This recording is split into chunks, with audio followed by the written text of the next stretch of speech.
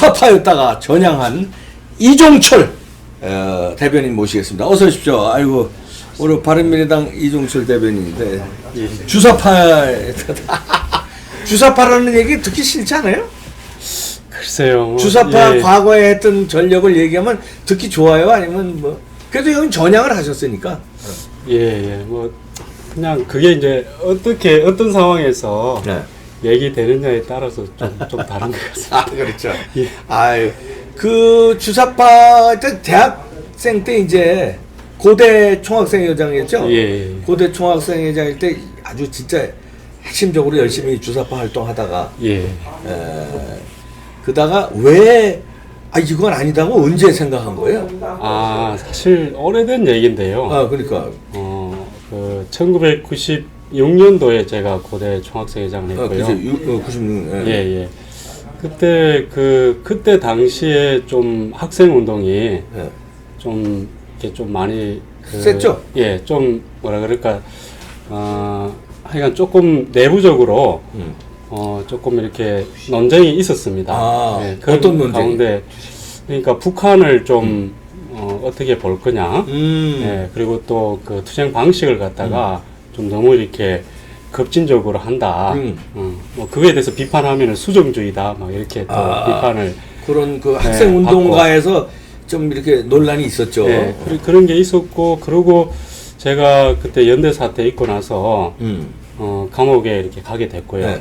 그러고 나서 1998년도에 나왔는데 그때 그 전에 한 2, 3년 동안 이런저런 고민이 이렇게 수면 아래서 진행이 되다가 북한의 대규모 식량난이 그때 또 발생했지 않습니까? 그래서 탈북자들이 1997년경부터 대거 이렇게 한국으로 들어오게 되거든요. 그래서 북한에 대한 정보가 그 전에 비해서 비교할 수 없을 정도로 대규모로 이렇게 쏟아져 나왔고, 그러면서 그 탈북자들의 이야기를 듣고 좀 그전과 다르게 좀 이렇게 좀 생각을 하게 된 것 같습니다. 그전에도 예를 들면은 탈북자들 얘기가 있었고, 그랬지만은 이게 뭐 안구이부에서 조작했다, 뭐 이런 식의 얘기라든지 좀 그런 것 속에서 북한을 잘 모르겠다, 좀 이렇게 하면서 이렇게 좀 간과를 했던 것 같아요. 넘어갔었죠. 근데 이제 그렇게 많이 이렇게 탈북자분들이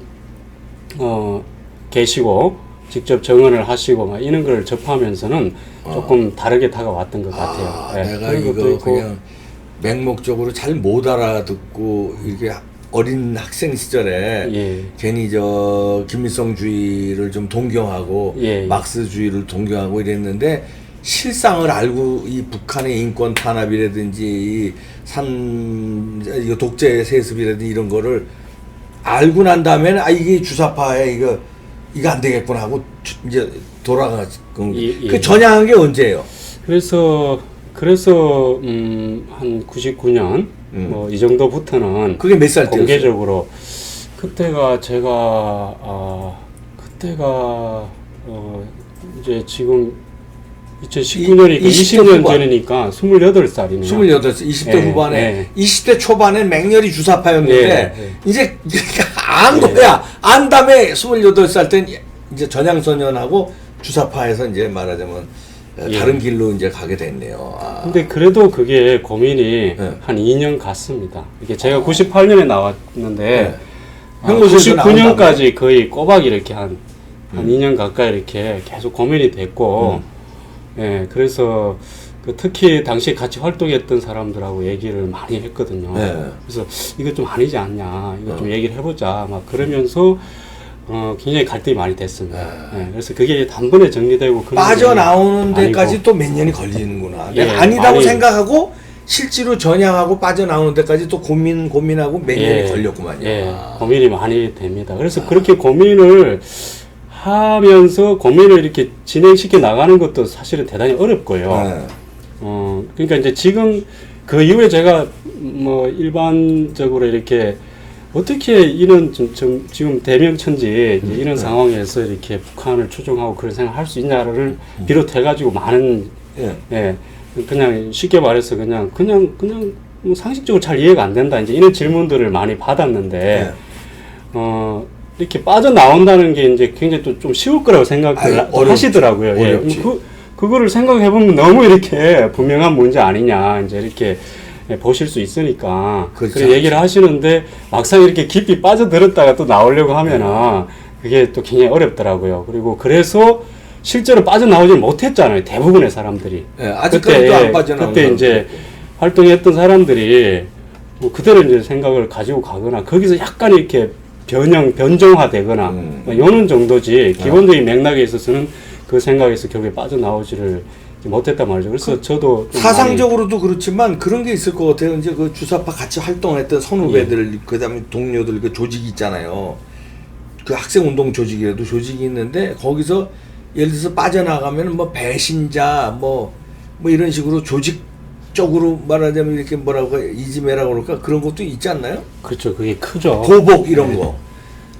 글쎄 보복까지는 사실 그러니까. 그렇게까지는 우리 보복하면 우리가 물리적이거나 네. 뭐 이제 이런 식으로 생각할 수 있는데 그런 것 정도까지는 아닌데 굉장히 컸죠. 어쨌든 뭐 현상적으로는 그게 예 어떤 한 무리에서 이게 아니다 하고 또 심지어는 아니다는 정도에서 더 나아가서 잘못됐다고 잘못됐다 이렇게 이제 얘기를 해야 되는 입장이 되니까 그런 얘기를 듣는 그 사람들한테는 변절자고 변절자고 배신자고 막 이렇게 당하는 거지. 이렇게 되는 거죠. 그리고 뭐 어떤 이해관계에서 제가 배신을 한 게 아니고 그렇잖아요. 같은 어떤 일종의 말하자면은 뭐 우리가 뭐 변절자다 이러면 흔히 이렇게 일제시대 때 이렇게 좀 상상을 하듯이 정말 이렇게 누구도 다 이렇게 공감하고 같이 생각하고 있는 그런 어떤 대의 명분, 뭐 이런 거에서 그걸 버렸다 이렇게 돼버리니까, 그러니까 이거는 더 좀 심각할 수 있는 거죠.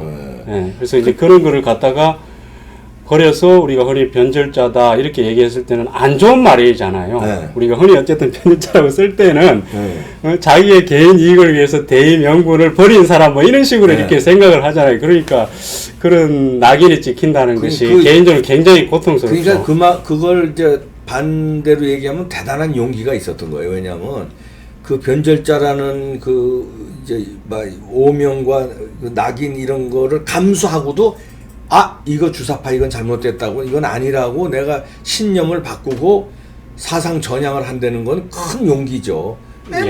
같이 활동했던 사람들한테 그 변절자라는 욕을 들으면서 그 내 자신 자체도 내가 바뀌어야 되는 자기 자신하고도 싸움이 있었을 거 아니에요. 상당한 큰 용기를 보여서 하여튼 주사파에서 전향을 하셨는데 아직까지도 전향 안 하는 사람들이 많잖아요. 특히 지금 현 정권에 지금 많은데 예를 들어서 임종석 아직도 전향 밝힌 적이 없죠. 그러니까 임종석 아까 그냥 뭐 조금 보태면 하여간 저는 이제 20년이 됐네요. 얼추. 그렇지. 그런데도 아직도 그 소리를 듣습니다. 변절자 소리를 듣고 아직도 아직도 들어요. 그래서 그렇고 또 이제 그 아까 서두에 제가 좀 말씀드렸는데 제가 이렇게 이제 생각을 바꾸고 또 그 사이에 바꾼 이후에도 또 그에 상응하는 활동들을 이렇게 계속 해왔는데 그런데도 지금도 이제 주사파다라고 생각을 하시고 예전의 생각을 갖고 그대로 생각을 갖고 하는가 보다 자꾸 이렇게 생각들을 하셔요. 그래서 그게 아니다. 또 이 기회에 우리 선배님 데려와가지고 한번 20년 전에 하려 되는데 20년 전에 주사파에서 전향을 했고요. 그 주사파 그 동료들 선후배들한테 변절자 소리 들어가면서 묵묵히 자유우파의 자유시장 민주주의 가치에 지금도 뭐 바른미래당의 이제 대변인 맡고 있지만 이제 그런 길을 걸어왔는데 뭡니까 지금도 주사파에서 안 빠져나오고 계속 지금 그 사회주의 노선을 가는 이런 임종석을 위시로 한 조국 씨도 마찬가지로 산호맹 활동하다가도 아직도 전향했다는 소리 한 번도 한 적이 없잖아요. 그래서 저는 그래서 지금도 저는 이제 양쪽의 오해를 다 또 아직까지도 받고 있는 거고 또 양쪽을 잘 알고. 그렇죠. 근데 이제 그 조국 장관이 이번에 나왔을 때도 제가 제일 처음에 그 이게 조국 장관 문제 이렇게 사실 커질 줄 몰랐잖아요. 사람들이 처음에 나왔던 얘기가 산호맹 회원 활동하고 이렇게 그 했던 그거였는데 그것도 이제 뭐 사실 조금 나왔는데 그게 이슈가 이렇게 안 됐어요. 안 되는데 제가 그때 했던 얘기가 저는 이제 계속 하고 싶은 얘기가 지금의 우리 386 선배들이 좀 진실된 어떤 자기 고백을 좀 할 필요가 있다. 저는 뭐 이렇게 전향했다 이런 것까지 솔직히 바라지도 않고요. 그냥 이제 내가 이제 그때 그런 생각을 했다. 예. 그리고 이제 뭐 아주 내가 조직원이었네 뭐 이런 정도 별로 그런 사람은 솔직히 지금 별로 없고요. 없기도 하고 이제 그런 얘기까지는 아니더라도 좀 과거에 어떤 생각을 가졌고 또 과정에서 어떻게 좀 변화가 있었는지 이런 거에 대한 또는 이제 여전히 그대로 가지고 있는 생각이 뭔지 좀 이런 거에 대한 거는 조금 좀 진실될 필요가 있다 이런 생각은 들고요. 그런데 이제 그게 또 쉽지는 않잖아요. 자기 어떤 진영 논리도 있을 수 있고 자기의 그 진영 간의 관계에서 위치 뭐 이런 것 때문에 쉽지 않은 문제인데 다만 조국 씨 같은 경우는 조국 장관은 장관이 되려고 하니까 예, 공덕을 먹으려고 하는 사람이잖아요. 그리고 명색이 장관이고 거기다가 법무부 장관이고 그러면은 어떤 식으로든 이걸 피해갈 문제가 아니다. 예, 차라리 솔직히 얘기를 해서 아직도 그런 생각이면 그 자체도 솔직히 얘기해서 국민들의 판단을 받을 문제이지. 이제 그래서 이제 그런 얘기를 제가 논평으로 했었는데 그러고 나서 그 한국당의 황교안 대표가 과거에 뭐 그런 사람이 장관이 되는 게 말이 되냐 하면서 또 이제 얘기를 하고 하면서 굉장히 크게 그게 또 부각이 되더라고요. 네. 그래서 이제 며칠을 가면서 그 조 장관을 향해서 그 조 장관의 그 과거 전력 그게 문제가 있지 않냐 이제 이런 게 좀 이슈가 되던데 그래서 저는 어쨌든 뭐 그랬기 때문에 안 된다 이런 건 아니고요. 그런 면에서는 조금 다르고 다만 이제 좀 국민들 앞에서 자기 고백은 좀 필요하다. 진솔한 어떤 그런 얘기를 해야 된다. 근데 이제 조 장관이 이때까지도 안 했고, 뭐 그런 얘기 들어도 그냥 무시를 하더라고요. 또 그때도. 예, 그리고 그냥 뭐 두리뭉실 넘어가고, 뭐 구렁이 담는 듯이 넘어가고, 막 이제 그러려고 하고, 그리고 그런 질문 자체를 색깔론으로 이렇게 그냥 막 비틀어버리고요. 예. 그래서 아직도 뭐 그런 공세냐, 뭐 이제 이런 식으로 해가지고 그 문제 제기 자체를 오히려 역색깔론으로 예, 공격을 하는 거죠. 사실 색깔론이라기보다는 그냥 응당한 상식적인 질문이거든요. 네. 근데 그거를 갖다가 이제 색깔론으로 만들면서 이제 역공격을 하는 이런 식으로. 예. 그러면서 이제 또 낙인 찍기를 하려고 하더라고요. 그래서 그런 거 보면서 대단히 안타까웠고, 예, 그렇습니다. 그래서 하여간 뭐 조국 씨는 주사파는 아니고요. 이 사람은 산호맹이었으니까. 산호맹. 네. 주사파보다는 좀 약한 단계.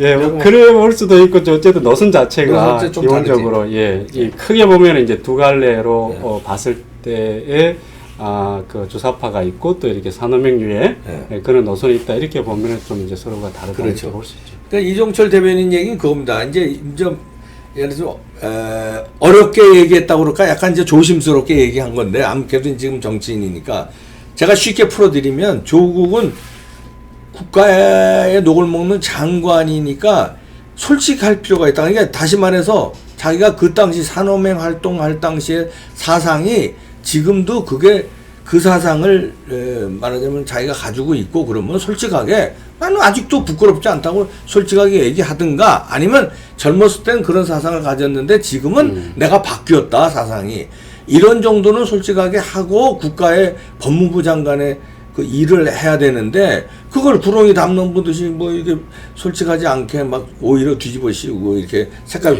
공격으로 역공을 하고 이러는 거는 옳지 않다 이렇게 이제 주장하시는 걸로.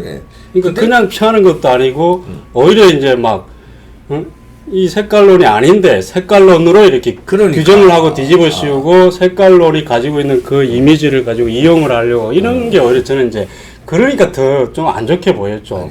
아니 근데 지금 그렇습니다. 아주 미국이나 유럽이나 이런 데서 다 지금 문재인 정부를 보는 시각이 사회주의 정책을 쓴다는 거예요. 그건 뭐 제가 주장하는 게 아니라 미국이나 유럽에서 언론에서 많이 나온 거예요. 학자들도 많이 얘기한 거. 그러면 지금 우리 주사파 출신의 지금은 완전히 20년 전에 전향하셨지만 이종철 대변인이 볼 때 지금 청와대 문재인 정부는 사회주의 정부라고 단언할 수 있나요?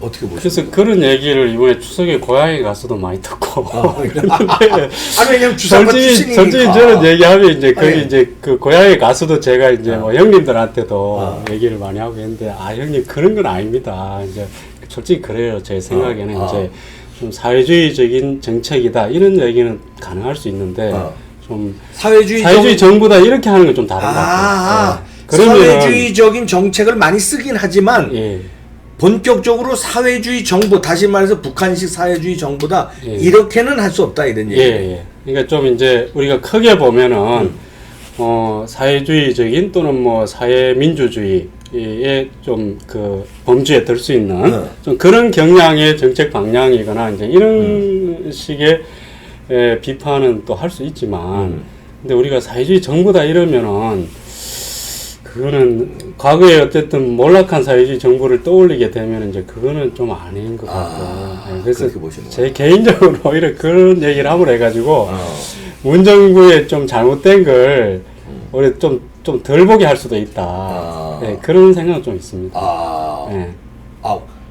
오히려 문정부의 잘못된 거를 그거 그대로 봐야 되는데. 그러니까 이제 과도하게 보이면 오해를 할 수 있잖아요. 그렇지. 사람들이 오히려 이제 과하게 얘기를 함으로 해가지고 좀 더 들여다보고 문제가 있네 이렇게 생각할 수도 있는데 그냥 이제 좀 더 안 보게 되고 좀 이럴 수도 있지 않나. 그래서 그리고 이제 실제적으로도 대단히 문제는 많은데 냉정하게 보면은 이제 사회주의는 아니니까. 사회주의는 아니고. 사회주의 그 전통적으로 우리가 얘기했던 사회주의 정책이라고 하기는 좀 어려울 것 같고요. 사회주의 정부는 더더욱 더 이제 좀 그렇게 말하기는 어렵지 않나. 근데 사회주의의 정책을 다방면으로 쓰는 거는 이제 좀 그런 경향은 있다. 우리 사회에서 좀 이렇게 너무 좀 이렇게 좀 왼쪽으로 치우쳐 가는 거 아닌가라든지 좀 이런 얘기는 이제 할 수 있겠죠. 조국은 어떻게 봐요, 조국?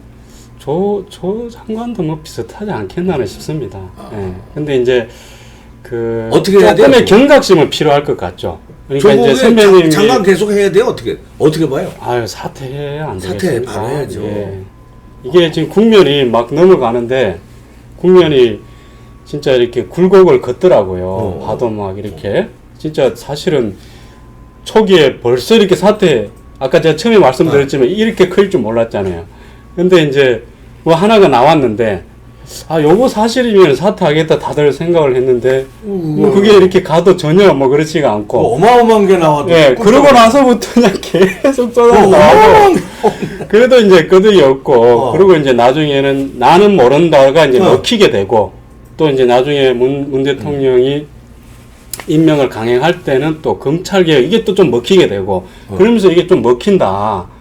이 프레임이 이렇게 좀 그 작동한다 뭐 이렇게 되면서 이게 무조건 이제 조 장관이 이렇게 당장 물러날 수 있고 막 이렇지는 않더라고요. 근데 또 그게 뒤집어지고 그래서 지금 현 상황은 이제는 더 이상 여기서 더 어떻게 할 수 있을까 싶은데. 그때도 그래서 뭐 안 물러날 것 같은데. 근데 뭐 이때까지도 계속 사실은 뭐 상당히 그 국민들을 놀래켜 왔으니까 뭐 또 이런 상황에서도 어떨지도 모르는 거죠.